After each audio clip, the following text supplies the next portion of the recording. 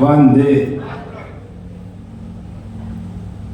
श्री संस्कार मंडल Deesa, Lions club Deesa તથા બનાસ સાહિત્ય કલા સંઘના સંયુક્ત ઉપક્રમે ડોક્ટર સી.કે. પટેલ અમૃત મહોત્સવ તથા સુણાકથી સર્જન અને સર્જનથી સેવા સુધીની યાત્રાના આજના ગ્રંથના વિમોચન અને આજના એમના સન્માન સમારંભના કાર્યક્રમમાં મંચસ્થ ઉપસ્થિત હમણાં જ આપણને મનનીય પ્રવચન આપેલું આશીર્વચન એવા પરમ પૂજ્ય શ્રી શ્રી 1008 સ્વામી શ્રી રવિ શરણાનંદગીરી મહારાજ,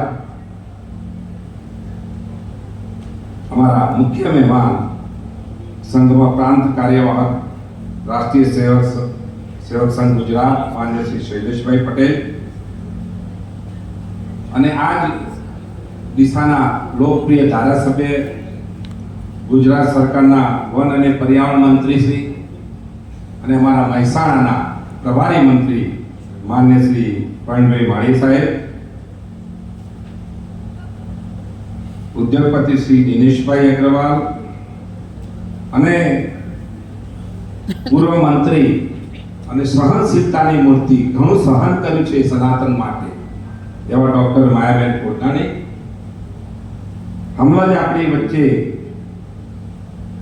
સરળ વ્યક્તિત્વ ડીસાની દીકરી તરીકે આપણે વર્ણન કર્યું એવા બેન શ્રીમતી શીલાનીબેન અદાણી, અમારા મહેસાણાના વતની ઇન્ડિયન મેડિકલ એસોસિએશનના પ્રમુખ માન્ય શ્રી અનિલભાઈ ડી પટેલ અને ખાસ જેઓના આ સન્માન માટે ઉપસ્થિત રહ્યા છે એવા મહારાજ ગામના ડોક્ટર સી.કે. પટેલ અને બેન વીણાબેન,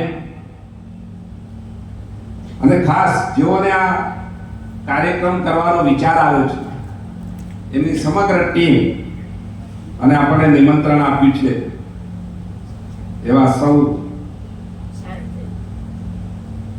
મહાનુભાવો કાં તો આયોજકો કે જેમને આ કાર્યક્રમ કરવાનો વિચાર આવ્યો છે એમનો વંદન જાહેરમાં કરું છું, કારણ કે એમને જો વિચાર ના આવ્યો હોત તો આ ડોક્ટર સી.કે. પટેલ સાહેબની આજે આ સુણકથી સર્જન અને સર્જનથી સેવા સુધીની યાત્રાની આજે આ વાત આપણે કોઈ જાણતા જ ના હોય, એટલે હું જાહેરમાં એમને વંદન કરું છું, તમારા વિચારને ખરેખર અભિનંદન આપું છું.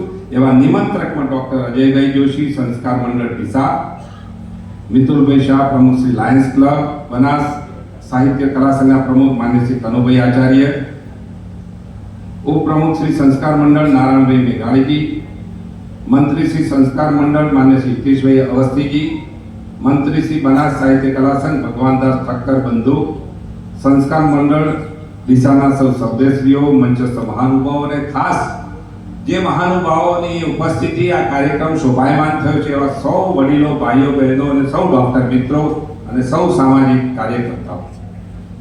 હમણાં જેવું કહ્યું કે ડોક્ટર સી.કે. સાહેબના મિત્ર સાંસદ સભ્ય, પણ હું એ રીતે નથી આવ્યો, પણ ડોક્ટર સી.કે. પટેલ મારા મોટા ભાઈ છે, અમે એક જ કુટુંબના છીએ, એક જ મહેલામાં ઉછરેલા છે અને મેં પણ નાનપણમાં એમનું જીવન મેં નાનો હતો ત્યારે જોયેલું છે અને સુણકથી સર્જન અને સર્જનથી સેવા સુધીની યાત્રા જ્યારે સુણકથી એની શરૂઆત થઈ એ પણ અમે નાના હતા ત્યારે અમારા ગામના પ્રથમ ડોક્ટર આજે અમારા માટે ગૌરવની વાત છે.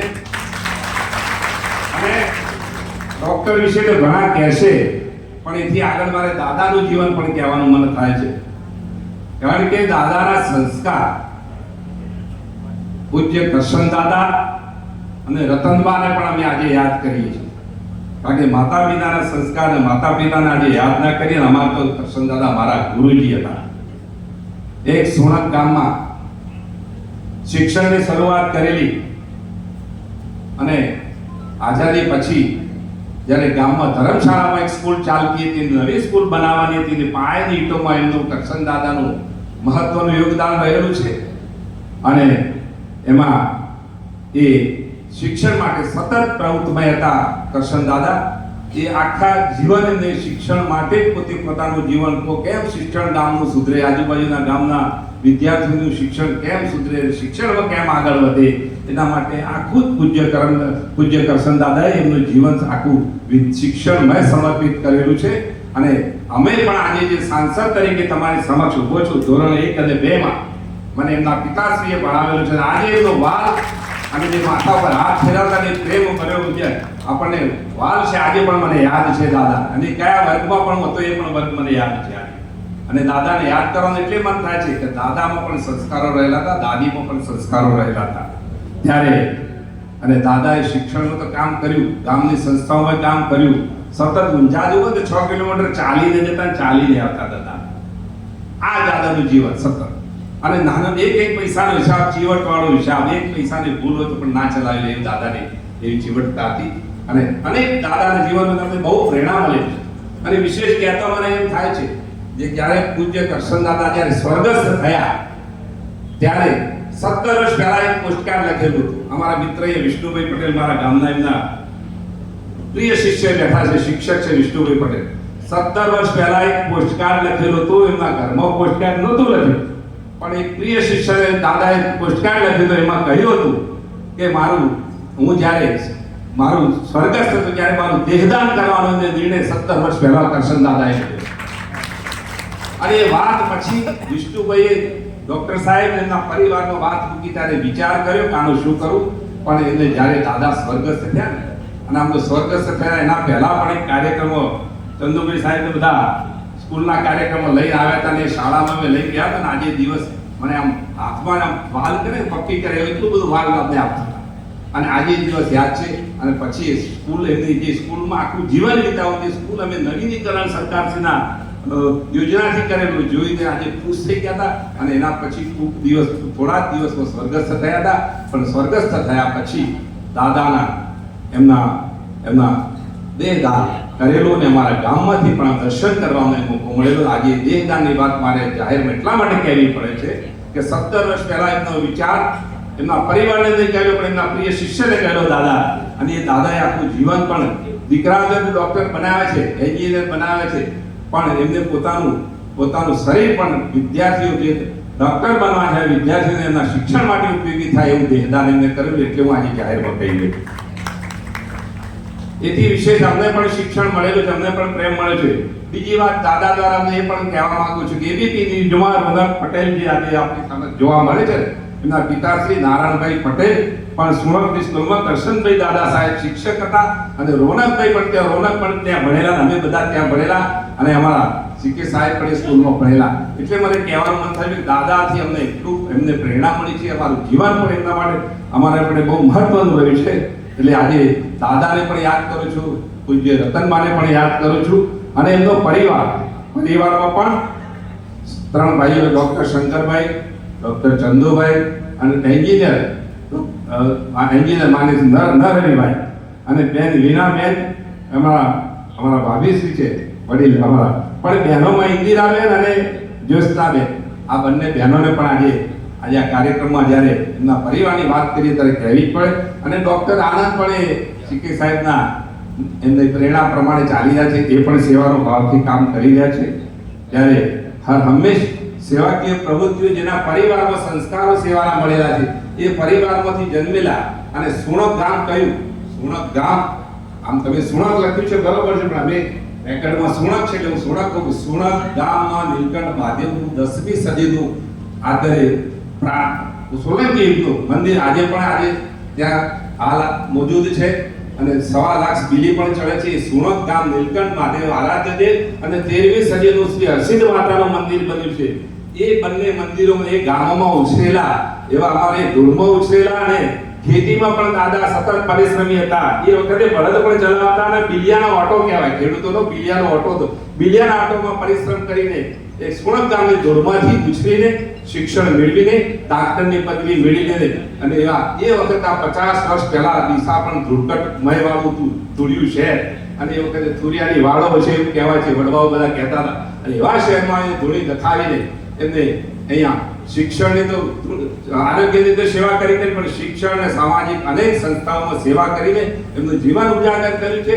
અને અનેક અહીંયા વાતો થઈ ગઈ છે કે એમના જીવનમાં જેટલી બધી પ્રવૃત્તિઓ જે સંસ્થાકીય પ્રવૃત્તિમાં મહત્વનો રોલ થયેલો છે એ ખરેખર અમારા ગામ માટે ગૌરવ છે, મારા માટે પણ આનંદની વાત છે.